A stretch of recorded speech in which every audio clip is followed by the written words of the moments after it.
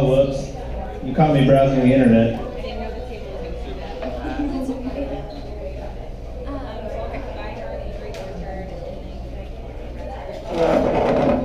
All right, so tonight we are talking about what would you say you do here.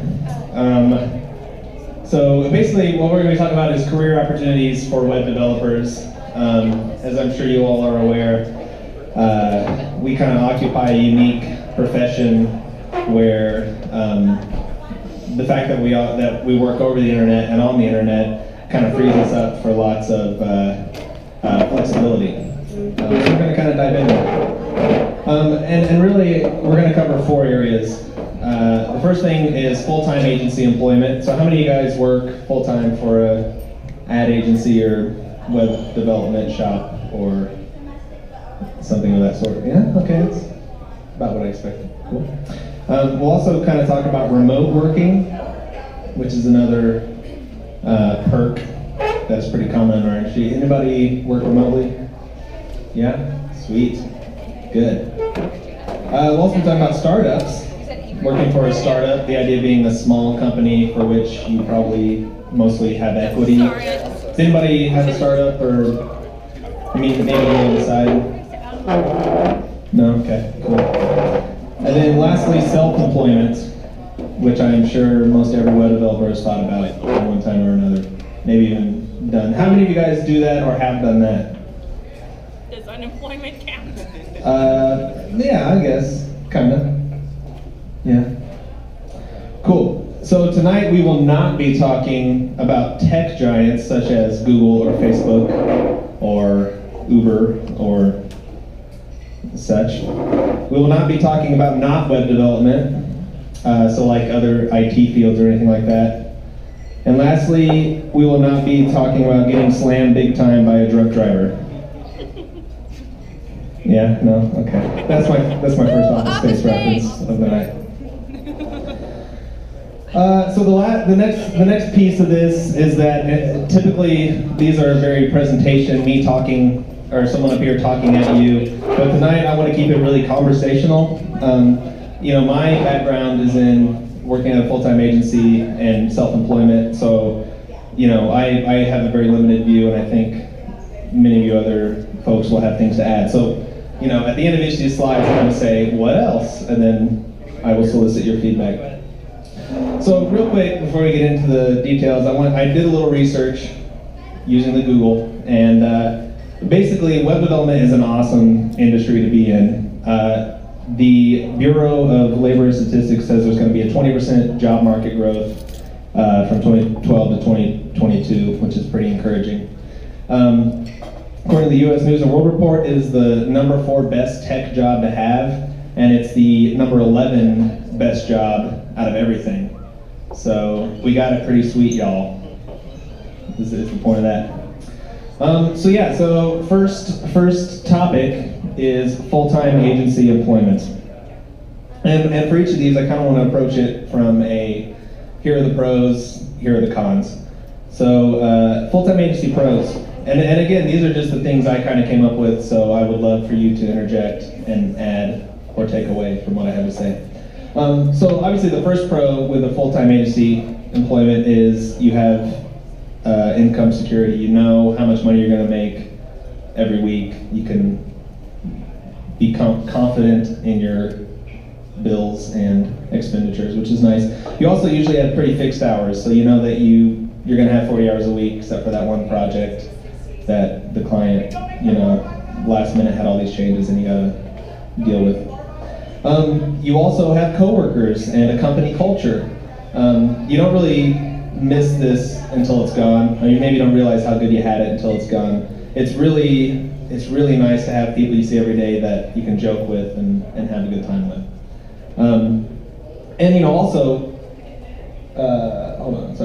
Also people that you can learn from and grow from. I think working by yourself in a room and reading tutorials is one thing, but when you have somebody looking at your code and giving you feedback and looking at their code and seeing the way they do things, that really is much more effective at learning, at growing.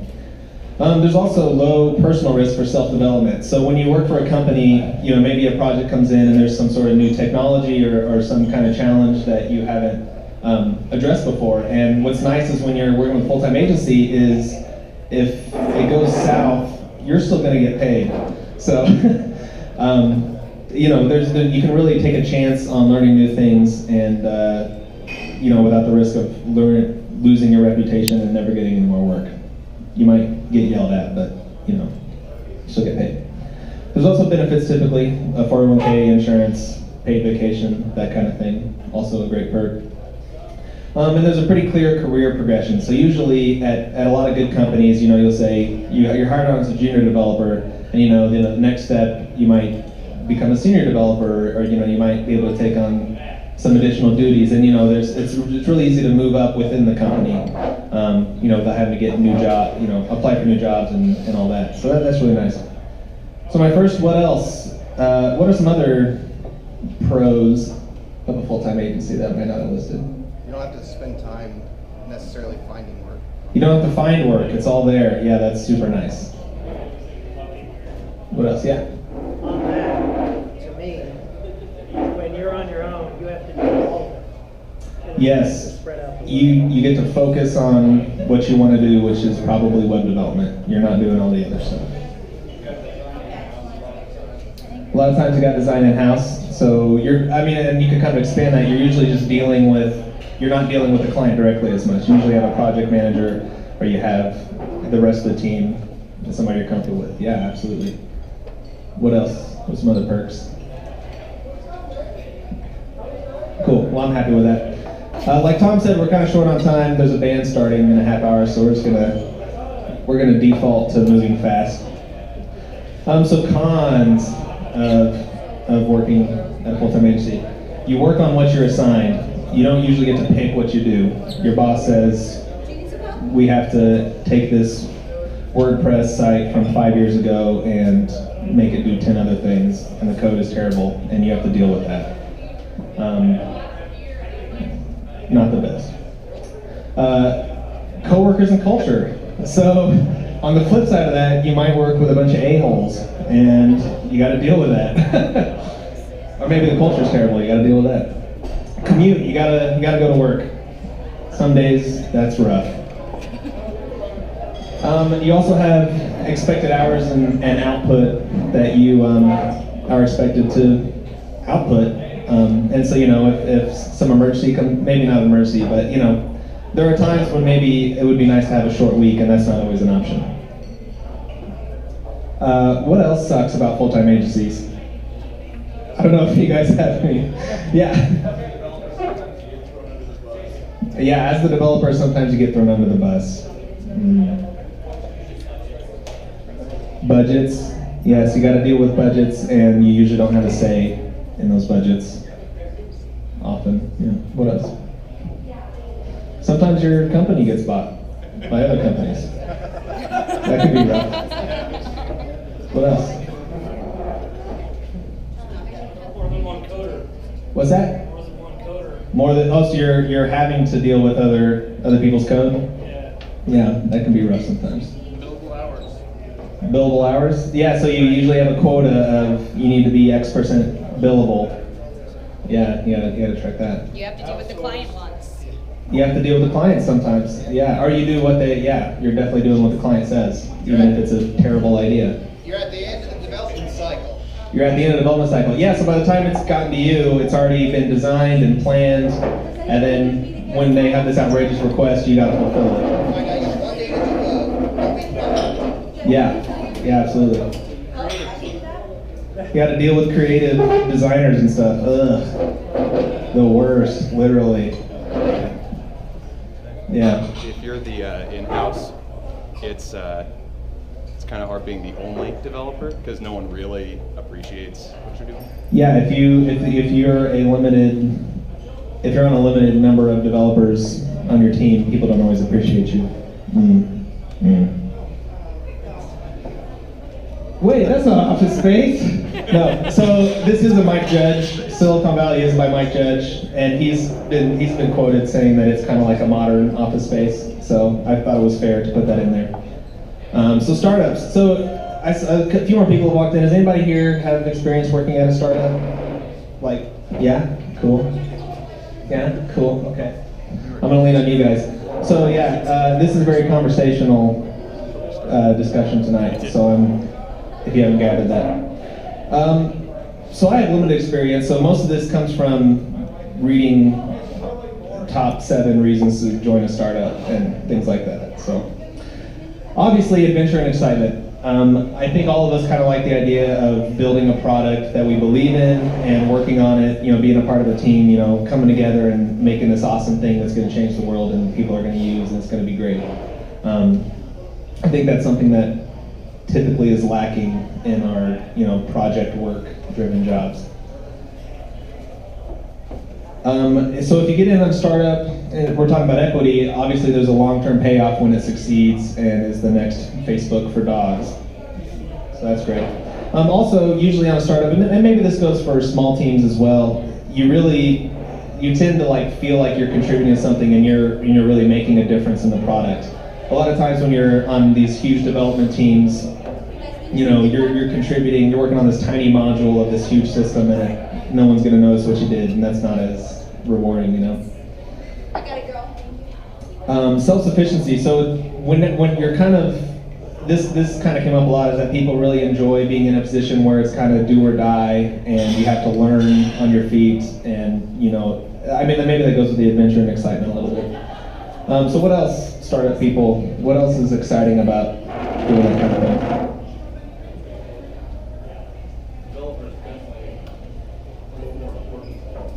Developer is definitely more important. Yeah, for sure. It's a good one. Creative control and input. You want me to get your What's that? Creative control and Yeah, you have a lot more creative control and input. That kind of goes with the fact that you're not working for a client. You kind of are the client, so you get to do what you want a little more. There's usually a lot more flexibility in your hours, even if they're long hours. Yeah, so there's flexibility, even though I think that might be the first con, is that it's usually a lot longer hours. Cool, yeah, let's do that. So yeah, low/no pay, huge risk. So if this thing bombs, like I heard something like 81%, I totally made that up, startups fail. That's the obvious con to doing this kind of thing. Long hours. You're going to be working quite a bit, and obviously if you have a mortgage and kids, that's probably not an option. Limited personal growth via others. So this kind of speaks to if you're on a small team where there maybe aren't other developers, your growth is limited to what you're able to experiment with and do on your own, and you don't really have day-to-day people doing things in different ways from which you can garner knowledge and ideas. What else sucks about startups? You might never have that $1 million. You might never have that $1 million. You might just... That's my office space rent. Oh, nice. Yeah, what would you do if you had $1 million? Nice. What else? Yeah, cool, we'll keep moving. So next thing we're going to talk about is remote working. This is the closest I get to remote working with an office space reference, because he was in the basement, Okay. Pros. More focus, less interruptions. This was a recurring theme, is that when you're not in an office with a bunch of people, your manager can't come by and be like, oh hey, real quick, let's have a stand up and talk about this or that. You're also not distracted by arguing over, on season 2, episode 5 of Itchy and Scratchy when he strikes the rib cage, So yeah, that's nice. You can also work wherever you want. By definition, remote working, you don't have a defined office space. So you can be in a coffee shop, you can work in a co-working space, such as a Creative Foundry on the Square. It's wonderful, check it out. You can work at your buddy's web development or tire shop. Yeah. Occasionally, you get to take a vacation to headquarters in New York City. That's a lot of fun. Remote workers, what else is awesome about it? No one steals your food. Hey, I love it. Yeah, what else? Yeah. You can usually get paid big city rates and still live in Springfield. Oh yeah, get paid big city rates while living in Springfield. I think that comes later, but that's a huge one. I mean, or living in Thailand. Go live in Thailand for a year. Your money's gonna go even farther. Yeah. Somebody back there? Yeah. No commute. No commute. Yeah. Yeah. If you want, just go downstairs. Mandatory nap time. Mandatory nap time. That is in every remote working situation I've heard of. That's a thing. There's always, working in pajamas. Well, yeah, wear whatever you want, for sure. At least from the neck up Yeah. for those Skype calls. Anyways. Cats. Well, yeah. Pro or con. Con. Item 1, cats. No.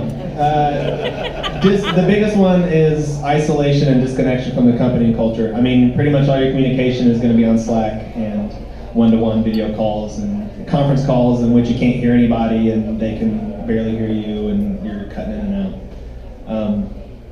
Yeah, that can be kind of hard. Obviously, there's remedies to that. You can work in co-working spaces or your buddy's tire shop. And then, again, the flip side of that travel is every now and then you have to leave your life in Springfield behind and go spend a week somewhere else. It can be rough. You have to have self-motivation or else this isn't going to work, and you have to be proactive on your own. I mean, I think that's kind of a learned skill. When you wake up, it's easy to turn on Netflix or sleep a little longer or get out your phone and check in on Slack and go back to sleep. What else sucks about remote work? Okay, quick hands. Yeah. You're always tied into work, so you have to be able to keep. Right. There's no clear boundary to your coworkers when you're off the job because those electronic means are still there. Yeah. Time zones. Yeah, that's a basic complexity of that. What else is rough? Cats. Yeah. When the Yeah. contract runs out, What's that? contract runs out, When the disconnected, it's hard to find the next job. Oh yeah. Well, that might go over the next one for self-employment, but similar thing. Yeah. You extra when to quit. What's that? You never know when to quit. You never know when to quit. Work too many hours. Oh yeah. Yeah. I guess yeah. Again, that boundary's a little more blurry.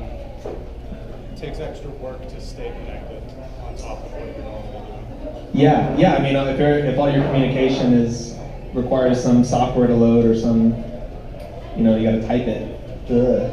Yeah. Anything else? Cool. You have to have an external monitor on Netflix. Yeah. Okay. Cool. So next one, self-employment. So the magazine subscriptions, right? Okay. Pros. Choose your clients and work, kind of. So obviously when you start off, you're just going to say yes to everything that comes in your door because you got to get the work. But ideally, you're going to get to a point where you're your own boss and you can say, no, I don't want to take that 5-year-old WordPress project and maintain it for you. You have the ultimate flexibility, who you work for, when you work, and from where you work.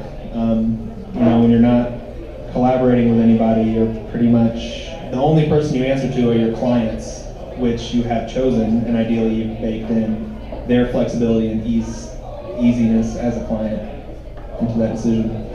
Your compensation is tied to the hours you work. So when that project comes that does require an extra, putting an extra, or like if you book too many projects, it doesn't matter if you're working 60 hours a week as much because you're getting paid for that extra 20 hours.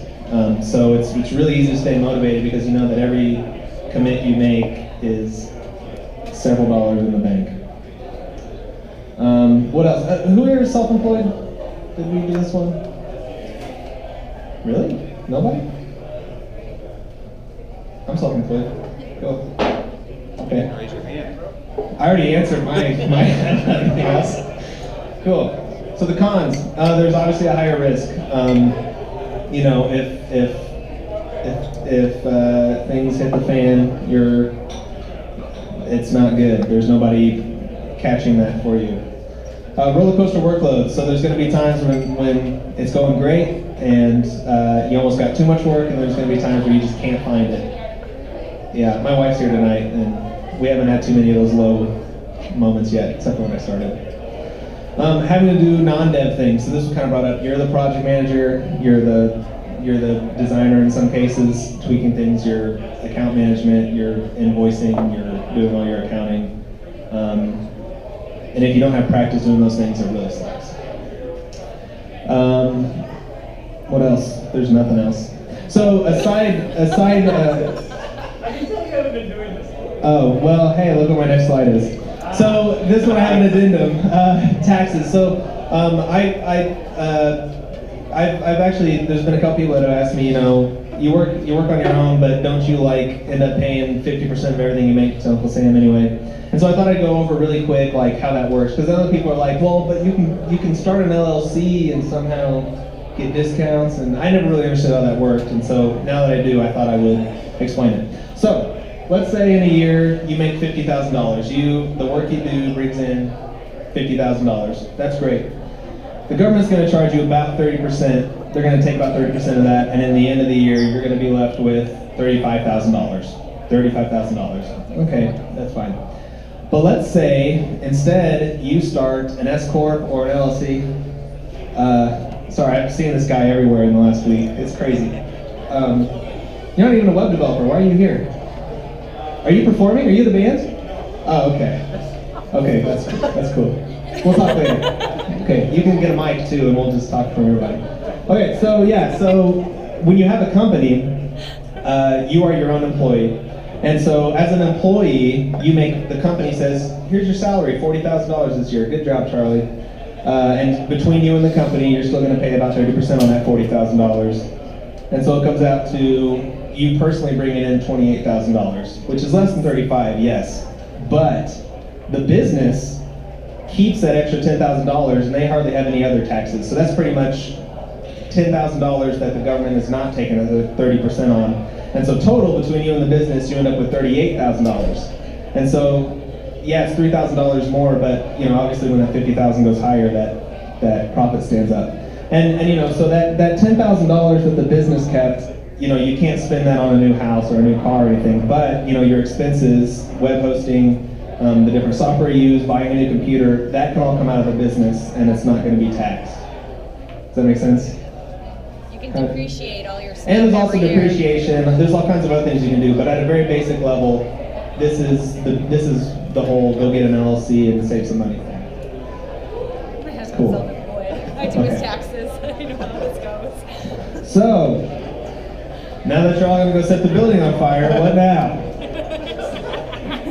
Right? You're all going to go light your company on fire and quit? Okay, that was my goal. So the first thing, what we're going to do all this, I want you guys to first take a step and say, what do you value? And not just in your job, but in life.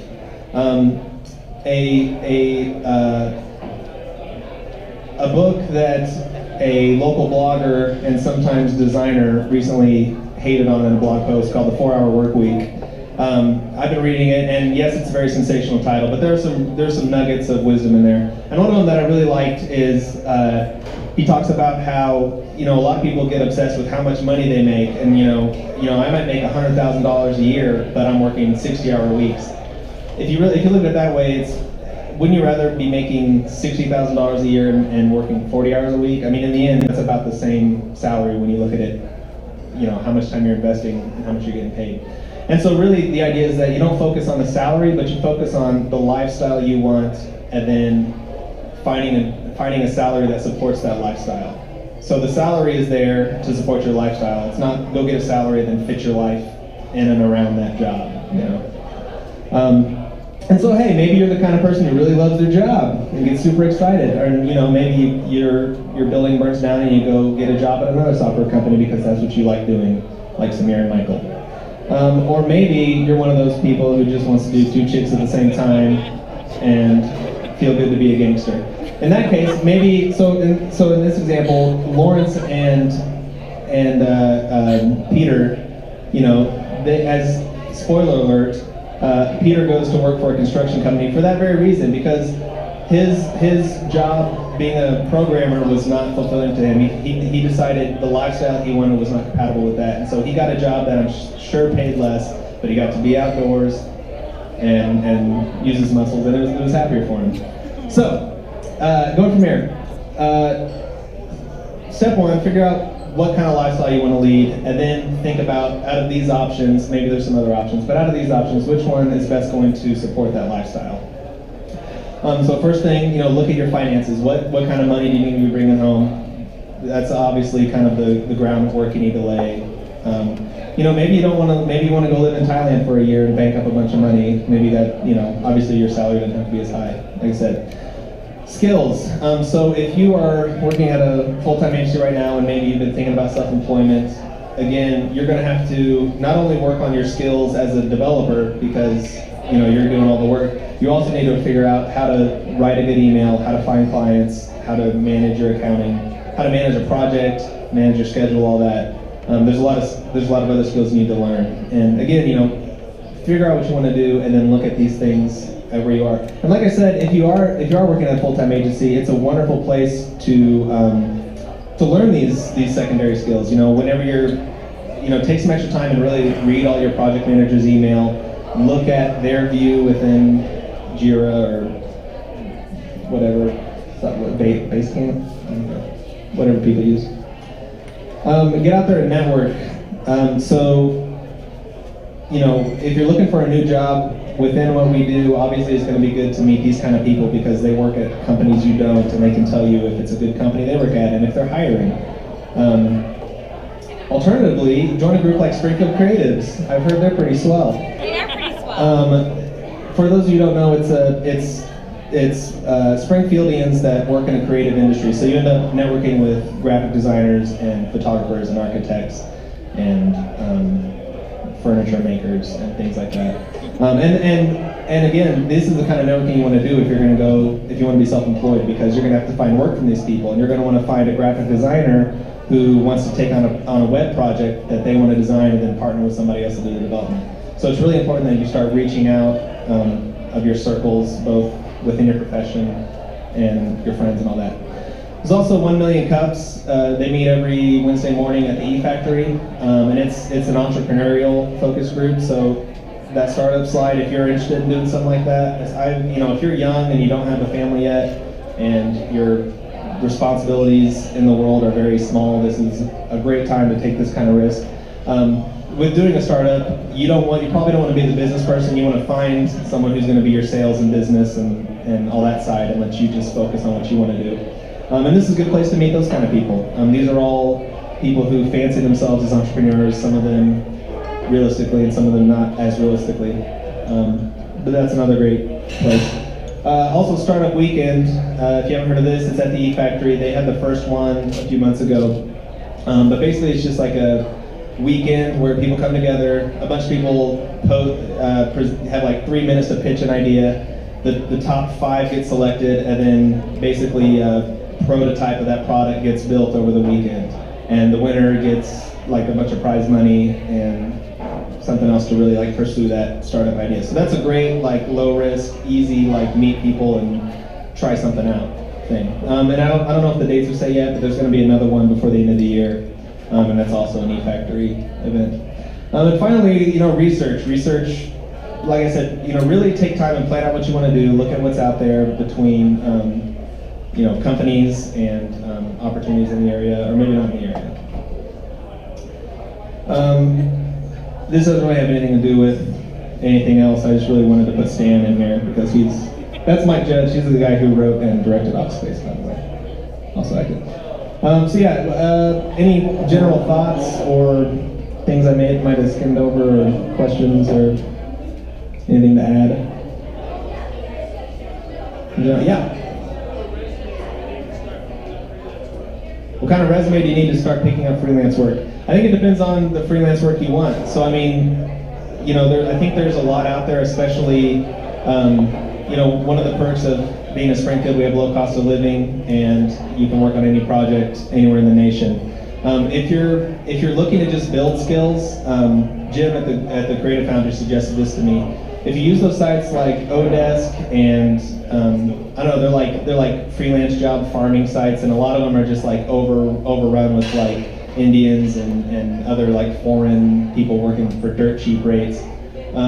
It's a really good place to get in there, especially if you're willing to do it for cheap and like take a risk. because if it fails, no one here is going to hear about it. And I mean, it's going to be a rough project, but you'll hopefully learn something from it. So yeah, I mean, figure out what you want to do, and then I would just say, you know, resume-wise is not as important as believing that you can do the work, and then if you can't do it, believing that you're able to teach yourself how to do it, and then delivering.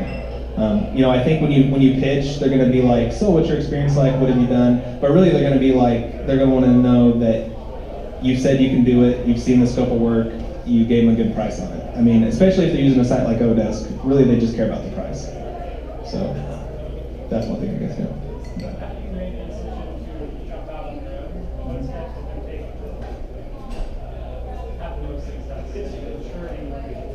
So so the question was, when I decided to go out on my own, what steps did I take not to fail, basically? So I kind of, I probably should have stayed at my old job a little longer before I quit. I was just, once I made the decision, I was just like, I gotta do it. And so I did it. And then I quickly realized I don't have any work to do now. Or like I met with a bunch of people. So one of the ways I set myself up for success was I'm pretty involved with networking groups and going to things like this and those things I mentioned. And so I had some connections, so I could put the word out, hey, I'm going freelance. If you guys have any work that you need, you know, hit me up. I'll be looking for work. And I had a great response. I probably had like 5 or 6 meetings, and everybody's like, oh, this is gonna be great. What's your rate? Oh, perfect. Yeah, well, we got stuff for you for sure. And then I had crickets for like 3 months. But at month 3, all of them hit me up and said, okay, here's that project. And then that was that kind of that roller coaster where it went from nothing to way too much. And so my advice would be start moonlighting. So if your company doesn't really care, maybe pick up some side jobs and you know, start developing a client base, because really the best advice I can give is if you do good work and you partner with a client.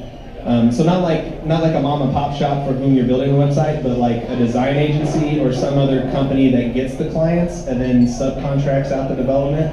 Like that is the best relationship, because you build one relationship and then they're going to keep feeding you work because they're getting the clients and you're getting a piece of that. So yeah, so my first advice would be set up some tangible projects, maybe even start working on some at night.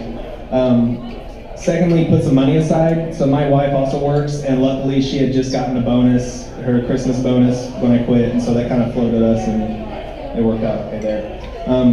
But yeah, save some money, get some projects on the schedule, and do good work, and get repeat work from those people you do good work for. I have advice for self-employers, just as my husband is. Pay quarterly taxes. Pay quarterly taxes, that's a great idea. Do not wait until the end of the year. I left that off. So yeah, you can, especially if you're going to do self-employed and you're going to do an LLC or an S-Corp, I have an S-Corp. There's a service called Zen Payroll that calculates all your taxes. They even pay the taxes for you. And so I have it set up there that I get paid every 2 weeks. What's that? Oh yeah, if you're going to use that, I have a referral code that you should totally use. Thanks, wife. So yeah, definitely pay quarterly. My first year, that was another big mistake I made. So this is actually my second time being self-employed. My first time, I did not pay quarterly taxes, and I forgot. I set aside a little money, so I'm like, oh yeah. And then the end of the year came around, and I owed like $15,000 or something, and I was just like, I'm boned. Yes. Like, so, that's the advice I can give you. Yes. So absolutely pay quarterly taxes. Any other pro tips? Questions? Yeah. If you're self-employed and you're working through an picking up jobs from an ad agency, are they pretty flexible about your projects? Do they let you sort of pick and choose, or do you just sort of take what they give you? So the question was, if you're self-employed and you kind of make that partnership where you're working with an ad agency or somebody who's subcontracting to you, how flexible are they in the projects? They're not. You're answering to them for sure. And I mean, I think it's not like, yeah, I'll do work for you, and then like, oh hey, here's a project, do it, or we're never working with you again. And you still have the option of turning it down, but it's not like, hey Charlie, we got all these new projects. Which one sounds good to you? You know, it's definitely not. You're still answering to them for sure. Yeah. In being self-employed, have you had any experience with staffing agencies? Is it worthwhile or not? Being self-employed, have I had any experience with staffing agencies? Yeah. So like finding work through like recruiters or Creative something? Circle or yeah, like recruiters and stuff. I personally haven't. I know Chris Geringer, who does some freelance work stuff. He referred me to this site that does that, and he had great success with it. It was called, I don't remember what it was called, but it was like you had to like get an invite. It was pretty exclusive. But he said he would get jobs where it's like somebody would hit them up and they'd be like, I need like this page added to my WordPress site. We have a budget of $5,000. And he would do it in like 2 days and get a check for $5,000. Okay. So I think there's some good ones out there, but I personally don't really have any. Does anybody have experience using that kind of thing? Yeah. Any? Yes, no? Is it good, bad? Oh, okay. So you got a temp job through that, and you're glad you did it? It worked out okay? Yeah, okay. Oh, yeah. I got that experience. Yeah, anyone else? It just depends on the recruiter. Depends on the honestly. recruiter, yeah. Like most things, yeah. Anything else? Cool. I think Tom's got some stuff to give away. Fucking A, man.